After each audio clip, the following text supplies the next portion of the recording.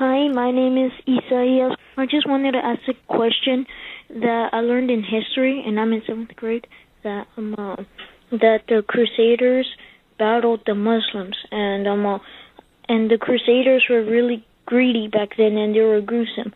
And I don't think that is like us Christians, so I was wondering if that is actually true, that the Crusaders were like monsters. Okay. Okay, thanks. I really appreciate the question. All right, so what were the Crusades? And there were many, and they weren't all the same. All right, what were the Crusades? Why did Christians engage in the Crusades? Well, Christ, as you know, was incarnate born in Bethlehem, right? And he grew up in the Holy Land, and he was a Jew. And when he died and rose again from the dead, and he called his apostles and sent them to the four corners of the earth, Christianity spread from the Middle East. It spread from Jerusalem and initially into Syria, into Lebanon, into Egypt, into southern Europe, into Greece, Asia Minor, Rome, southern France, Gaul, and then further east, all the way into India and China, and eventually up into northern Europe.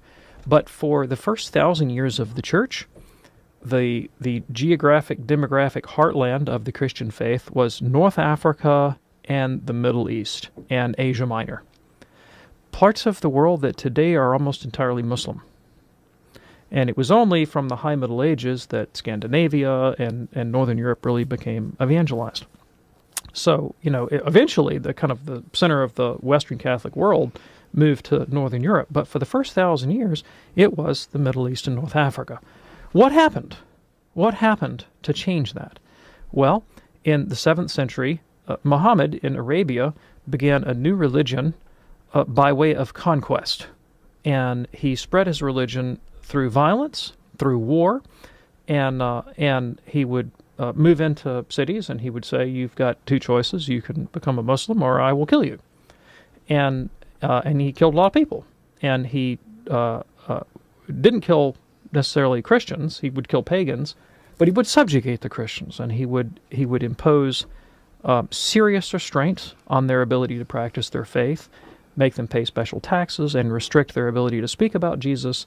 And of course, if they engaged in marriage and other family transactions with Muslims, they were the weaker party in those transactions and had to accede to Muslim family law and Muslim civil law. And it became very, very difficult to practice the Christian faith. And in many cases, he did just simply kill them. And so after several centuries of that, the Christians were really suffering in Spain, in North Africa, in the Middle East, and the Islamic Empire continued to encroach and encroach and encroach and encroach on Christian Europe, until finally Northern Europe was basically caught in a vice grip between, the Iberian Peninsula, where Spain is today, was Muslim, and North Africa was Muslim, the Middle East was Muslim, Asia Minor was falling to the Muslims, and of course by the 15th century they had taken Constantinople, and they were, the Turks were pushing their way all the way into Vienna, into Austria. And so the possibility that Christendom would be utterly subjugated and destroyed, and that the Christian faith could be wiped out because of Islamic expansionism, was a very real possibility. And, how long are you going to stand there when that's going on? Yeah. And so eventually the Christian Europe said, we've got to push back militarily against this military onslaught. And so hence the Crusades were born. And they were not an attempt to convert Muslims. They weren't an attempt to spread Christianity by the sword. They were an attempt to push back Muslim aggression and to liberate countries that had for centuries and centuries been Christian and had then been conquered by an invading army. And in any war, bad things are going to happen on both sides. And so there are plenty of instances where crusaders did bad things. And we don't defend those, and I'm not defending them, all right? There were crusaders who were heroic people.